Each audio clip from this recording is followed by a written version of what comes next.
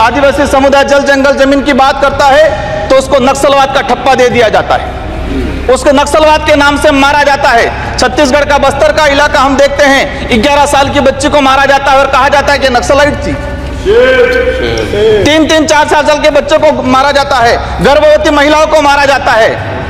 आदिवासियों की जब भी आदिवासी समुदाय अपने हक अधिकार की बात करता है तो उसको नक्सलवाद का ठप्पा लगाया जाता है।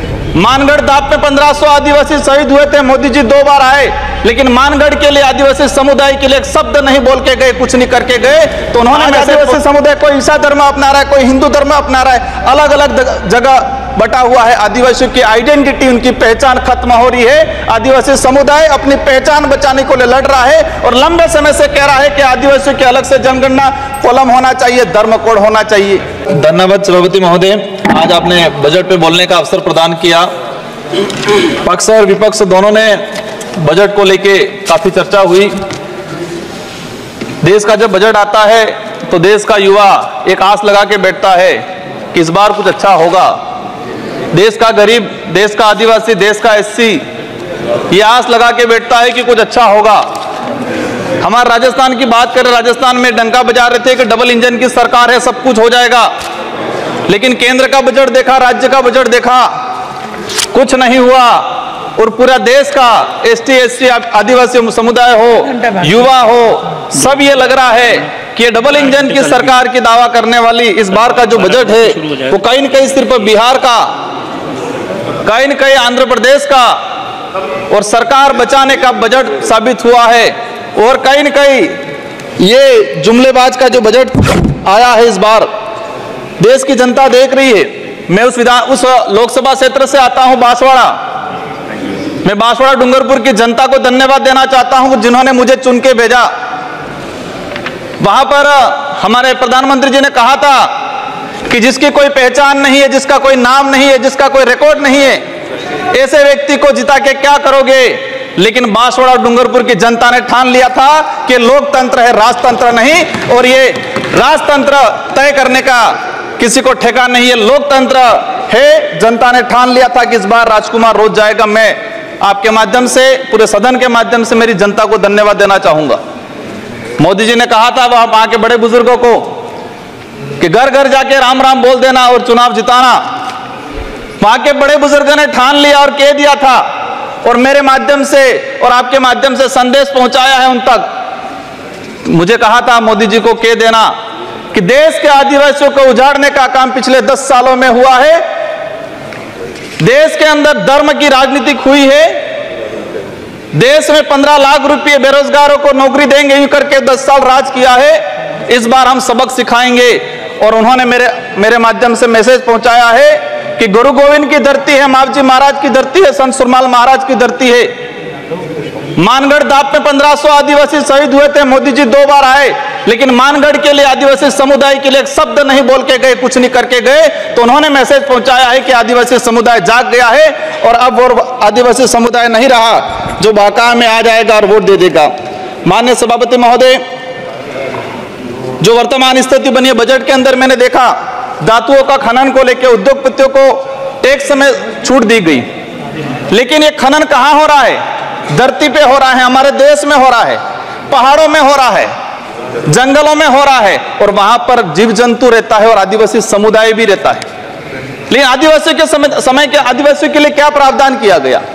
आदिवासी इलाके के अंदर देखा जाए, आदिवासी समुदाय बैठा हुआ है, उसको जमीन का पट्टा नहीं मिला हुआ आज तक, आजादी से पहले से बैठा हुआ है, लेकिन वो जमीन की बात करेगा। सभापति महोदय, यहाँ पर सत्ता को लेके होड़ मची रहती है, सत्ता पाने को लेके बोला जाता है। मैं जो कहना चाह रहा हूं, हमें सत्ता नहीं चाहिए, हमें हमारा अस्तित्व बचाना है, हमारा स्वाभिमान बचाना है, हमारा जल जंगल जमीन बचाना है।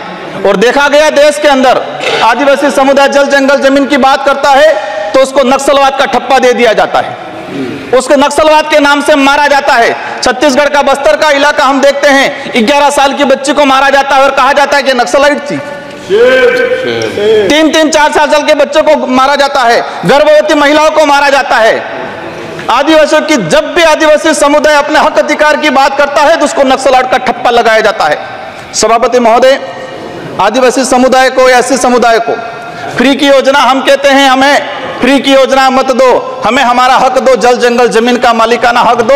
और संविधान के अंदर शेड्यूल 5 के अंदर, शेड्यूल 6 के अंदर जो रिजर्वेशन पॉलिसी लागू की है उसको धरातल पे लागू किया जाए। माननीय सभापति महोदय, मैंने देखा है भाजपा अलग अलग राज्यों में अलग अलग चीज कहते हैं, कई जगह कहती है बीफ खाओ, कई जगह मत खाओ।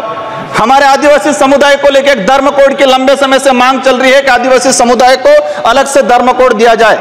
आजादी से पहले 1871 से लगा के 1951 तक अलग जनगणना हुई है।